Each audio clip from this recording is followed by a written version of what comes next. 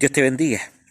Queremos meditar el texto que corresponde para hoy día, Domingo de Ramos, tiempo en que empezamos a celebrar la Semana Santa. Con profunda devoción leemos el texto que vamos a meditar. Al día siguiente, muchos de los que habían llegado para la fiesta se enteraron de que Jesús también venía a Jerusalén. Entonces tomaron ramos de palma y salieron a su encuentro gritando: «Hosana, bendito el que viene en el nombre del Señor, bendito sea el Rey de Israel». Jesús encontró un burrito y se montó en él, según dice la Escritura: «No temas, ciudad de Sión, mira que viene tu rey montado en un burrito». Los discípulos no se dieron cuenta de esto en aquel momento, pero cuando Jesús fue glorificado, recapacitaron que esto había sido escrito para él y que lo habían hecho para él. Toda la gente que había estado junto a Jesús cuando llamó a Lázaro del sepulcro y lo resucitó de entre los muertos, cantaba sus alabanzas, y muchos otros vinieron a su encuentro a causa de la noticia de este milagro. Mientras tanto, los fariseos comentaban entre sí: «No hemos adelantado nada, todo el mundo se ha ido tras él». Este texto debemos entenderlo a la luz de la realidad de el plan de Jesús. Debemos entenderlo de acuerdo al proyecto de Jesús, que se va a manifestar de forma perfecta en esta semana. De alguna forma, Jesús se pone como piedra de caída. De alguna forma, Jesús hace tropezar a aquellos que debían conocer mejor la Escritura, pero cegados por su egoísmo, su ambición y su avaricia, no descubrían en ellas a el Mesías que tenían delante de sus ojos.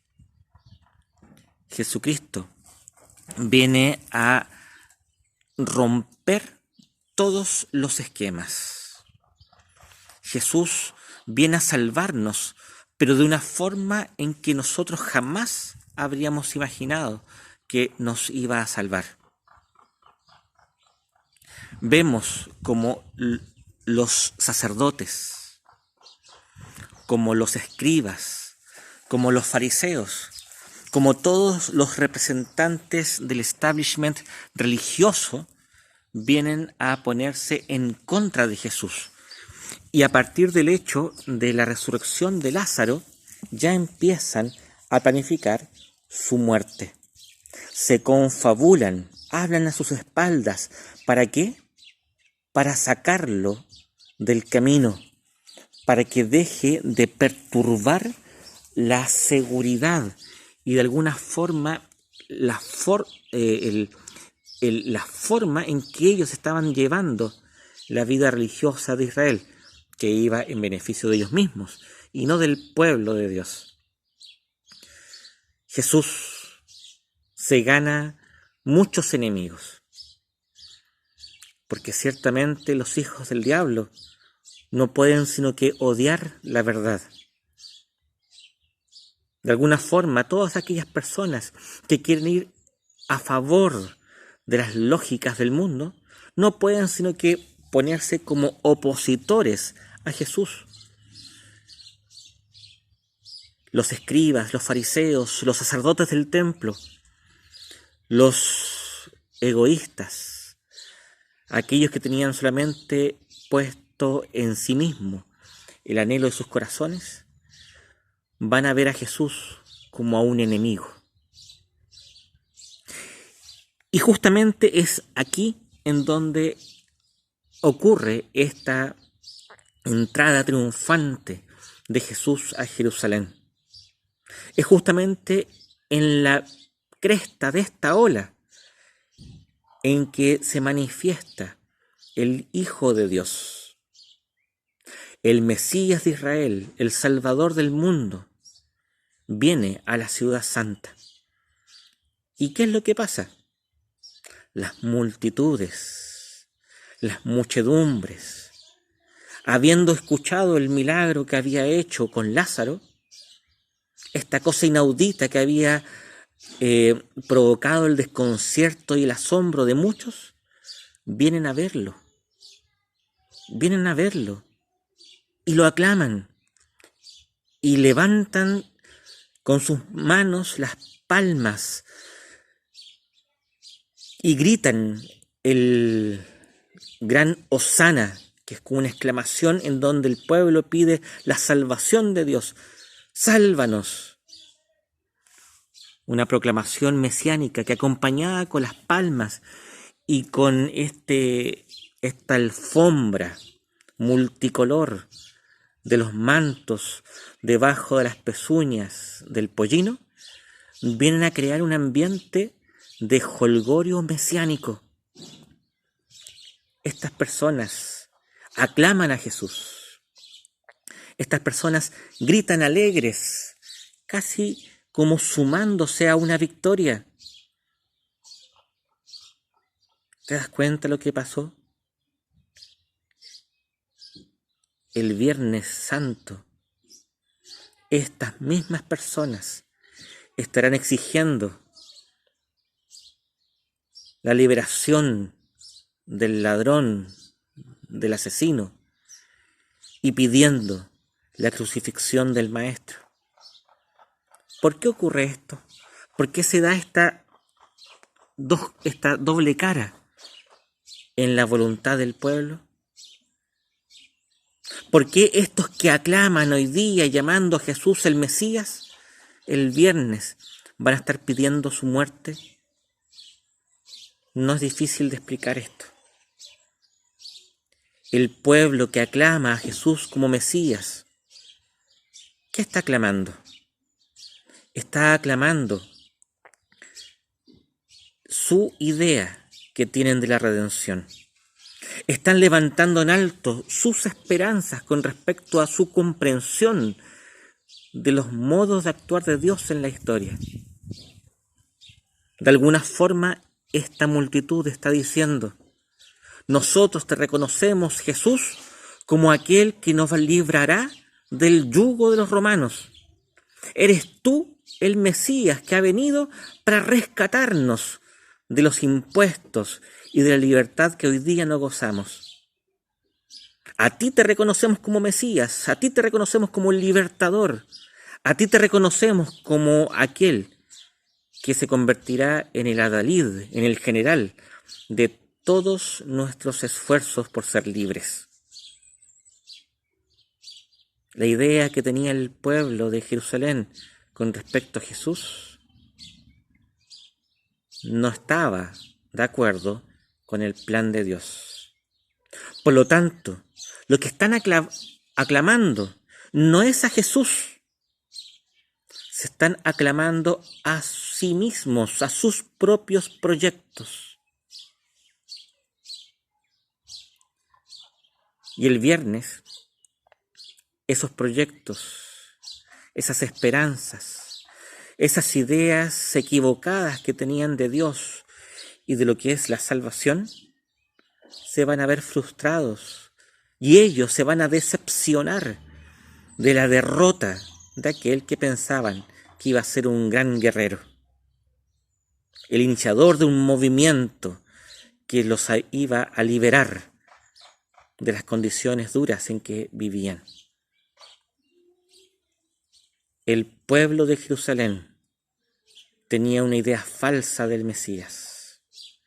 Y esa alegría con que recibieron a Jesús no era sino que solamente la alegría de sus propios deseos, de su propia agenda. Si lo piensan ustedes, esto se parece mucho a lo que pasó con Judas y que comentábamos hace algunos días. Judas seguramente adhirió al discipulado con Jesús con la esperanza de que él iba a ser el conductor de un movimiento que iba a librar a pueblo judío del yugo romano. Sin lugar a dudas, este hombre en un comienzo tuvo el honesto deseo de seguir esta idea, pero cuando se dio cuenta de que esta idea no calzaba con el proyecto de Jesús, se desengañó de sí mismo y sintió el odio, el desprecio al proyecto que tenía Dios. Querido hermano, querida hermana, la cruz es el proyecto de Jesús. La cruz, el Gólgota ensangrentado, es el modo que tiene Dios eterno de salvar a su pueblo. Y esa forma de salvación es absolutamente incomprendida tanto por los sabios como aquellos que creen que Jesús es un milagrero. El proyecto de Jesús, la cruz, que es vía de salvación, va a desenmascarar las intenciones de los corazones de las personas, así como lo hizo con el pueblo de Jerusalén, que hoy día clama y que el viernes condena, y como lo hizo con Judas, que comenzó siguiendo y terminó traicionando, lo hace hoy día con nosotros. Dime, ¿a quién estás siguiendo? Dime, la iglesia, ¿detrás de qué Dios está yendo?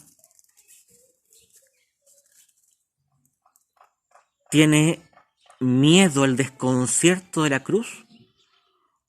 ¿O acepta con fe el madero y el patíbulo en donde nuestra salvación es comprada? En la primera carta a los Corintios, el apóstol Pablo lo dice claramente. La cruz es una locura. La cruz es una tontería para aquellos que no creen en Jesús, para aquellos que creen tener en Jesús un maestro de sabiduría, un filósofo. La cruz desconcierta a aquellos que no tienen fe,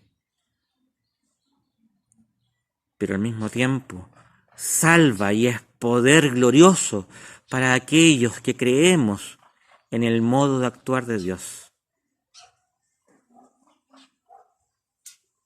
Hoy día, como cristianos, nos encontramos ante el mismo desafío. ¿En qué hemos convertido la iglesia? ¿En un salón de conferencias intelectuales a la cual asistimos cada domingo para llenar nuestra cabeza de ideas? ¿Un lugar donde aprendemos doctrinas que nos dan seguridad e incluso soberbia frente a aquellos que no las conocen o que no adhieren a ellas? ¿En qué hemos convertido la iglesia? ¿En un supermercado en donde los mercanchifles de milagros vienen y ofrecen lo que no pueden dar?